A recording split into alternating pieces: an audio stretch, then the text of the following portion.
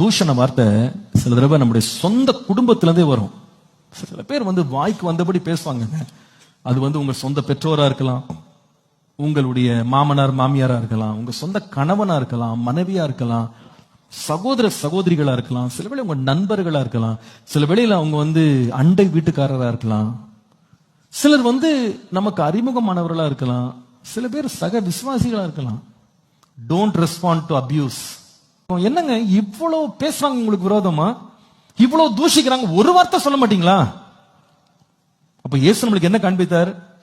அவங்க தூஷிக்கிறாங்களப்பா, ஒரு வார்த்தை கூட பேசாது, அமைதியா போயிடு, அமைதியா போயிடு. அந்த தூஷண வார்த்தை எழும்பும் போது உன்னை முழுவதும் அடக்கிக்கொள்.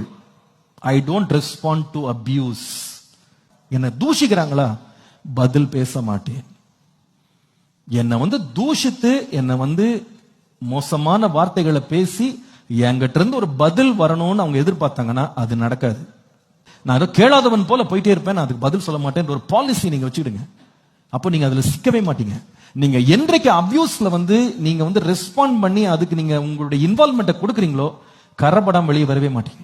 அபியூஸ் யாராவது பேசுறாங்கன்னா நம்ம பதில் பேசுவது தேவனுக்கு பிரியமானது இல்லை. அதுல நம்ம சிக்காம இருக்கிறதுக்கு வாய் மூடி அமைதியாய் செல்லும் போது கர்த்தர் நமக்காக எழுந்து யுத்தம் செய்வார்.